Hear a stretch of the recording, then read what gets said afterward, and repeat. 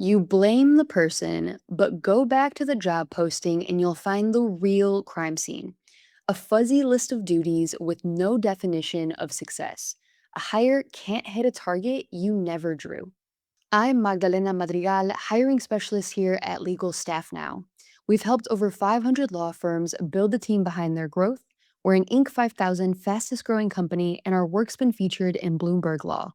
My whole world is helping growing firms build the hiring infrastructure that gets the right people into the right seats before the growth even demands it.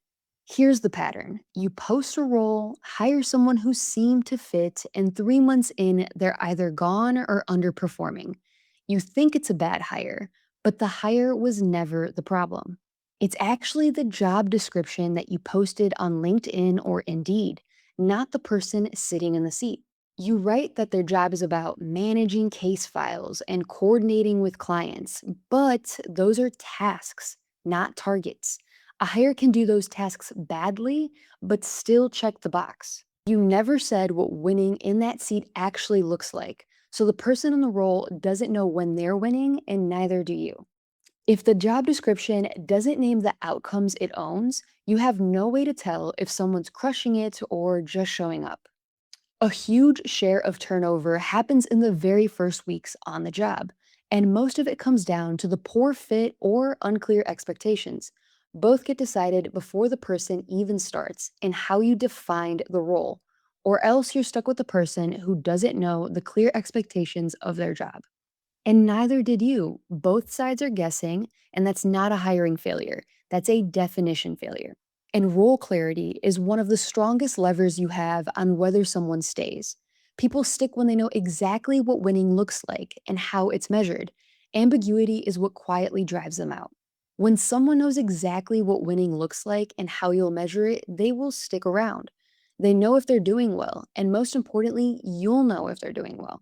And as a result, with a clear, honest job description, it will repel all the wrong fits and attract the right ones who see themselves doing the work of an A-plus player.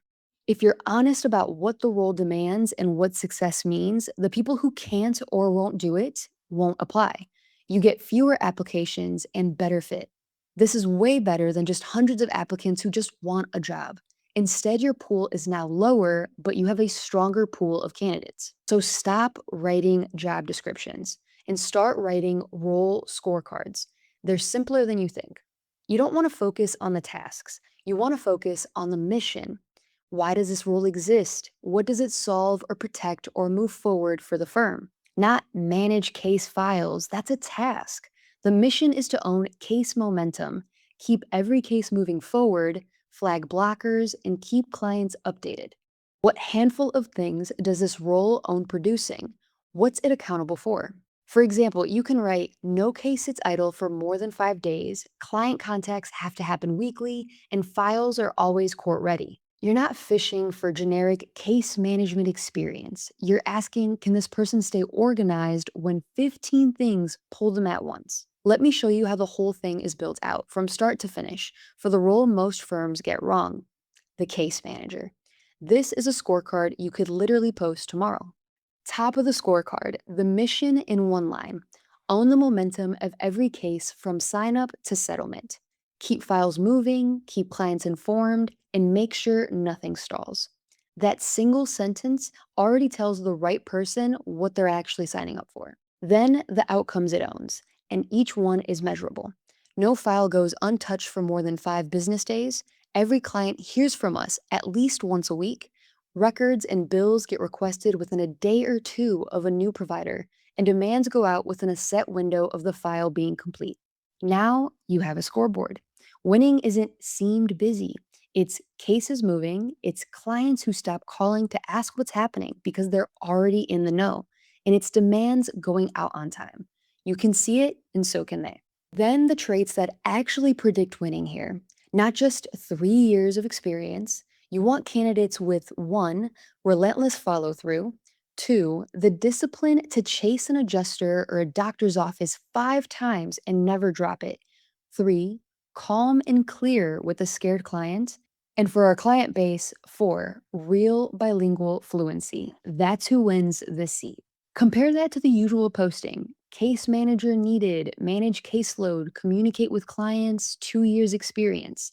That tells a great candidate nothing, and a mediocre one that they'll fit just fine. The scorecard version repels the wrong people, and from day one, you both know exactly what winning looks like. You bring in someone who actually sees the role the way you do. You both know what winning looks like before day one. The person knows where to focus. You can actually evaluate fairly. You're not guessing, and they're not guessing. When you have a scorecard, your check ins aren't vague. You're asking, how are we doing against the outcomes that you own? Someone's not hitting a milestone, you know, in week 3 and not month 4. You can coach them back or make a change before there's real damage. When people clearly know what winning looks like in the seat, they're far more likely to stay and do great work. Ambiguity is what quietly pushes good people out. So don't rewrite all your job descriptions at once. Take the next role that you're hiring for and build a scorecard instead of a posting. Just 2 hours of mapping the mission, outcomes, and success traits for one role saves months of frustration later. Your pool will be tighter, your fit will be stronger, and your first 45 days will actually work. So, the lack of clarity is fix your job descriptions and your hiring, and retention shifts immediately. When you define the role clearly, the mission, the outcomes, what success means, you don't just hire better. You build a team that knows exactly what it's accountable for and how to win. If you're tired of bringing in people that don't work out, let's talk. We help firms build hiring clarity that sticks, and we can show you how. Book a call with us, link in the description.